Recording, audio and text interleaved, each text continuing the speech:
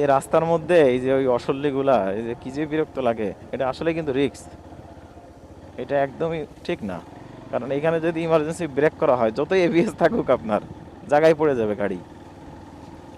এই এলাকার মধ্যে আসলে, গ্রামগঞ্জের মধ্যে আসলে এই বিষয়গুলো দেখা যায়। কি একটা বাজে অবস্থা। একটা ভিডিওতে দেখছিলাম যে আপনার এইগুলো এক বাইকার ভাই পুড়াইতেছে। ভিডিওটি খুবই ফানি ছিল, আপনারা কেউ দেখছেন কিনা জানি না। তো আমার মনে হচ্ছিল একদম উচিত কাজ হয়েছে। কারণ আসলে এইগুলা পোড়াই দেওয়াই উচিত। সব না, অল্প পোড়াই দিয়ে ওদেরকে ভয় দেখানো উচিত যে এইভাবে রাস্তার মধ্যে দখল করা ঠিক না। এটা বাইকারদের জন্য খুবই ক্ষতি। মানে রাস্তা তো না যেন নিজের বাড়ির উঠান।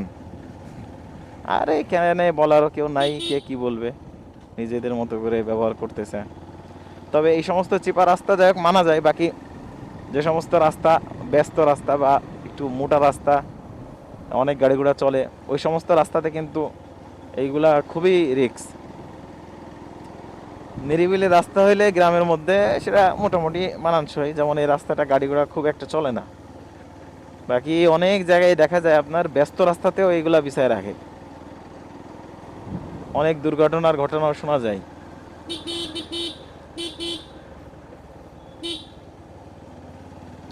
শুধু মোড় আর মোড়। তো আপনাদের মধ্যে কি কেউ কখনো এই ধরনের বিপদের সম্মুখীন হয়েছেন, এই যে রাস্তায় যে খড়কুটা ফেলায় রাখে? আমি অবশ্য কোনো বিপদে পড়ি নাই, বাকি ভয় লাগে আর কি। খুব ব্যস্ত সময় যখন খুব দ্রুত চালানো হয়, ইমার্জেন্সি যদি কখনো ব্রেক করা হয়, তাহলে জায়গায় গাড়ি পড়ে যাবে। এগুলা একদমই ঠিক না, অনুচিত কাজ। এগুলা নিরুৎসাহিত করা উচিত। এই দেখেন অবস্থা কি, পুরা রাস্তা জুড়ে। বাবা, একটু পিচও দেখা যাচ্ছে না, এমনভাবে এনাদেরকে আসলে বলা উচিত। আচ্ছা, আপনারা রাস্তার এইভাবে দেন, যদি অ্যাক্সিডেন্ট হয় ড্রাইভার কে নেবে? এইভাবে তো আল্লাহ ভরসা। এ তো ইমার্জেন্সি ব্রেক করলে বাইক পড়ে যাবে সাথে সাথে। আল্লাহর উপর ভরসা। ওনারা আল্লাহর উপর ভরসা করে আমাদেরকে বিপদে ফেলাবে, দেখছে অবস্থা।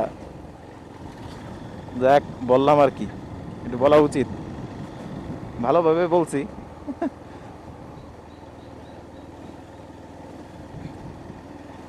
আল্লাহু আকবার।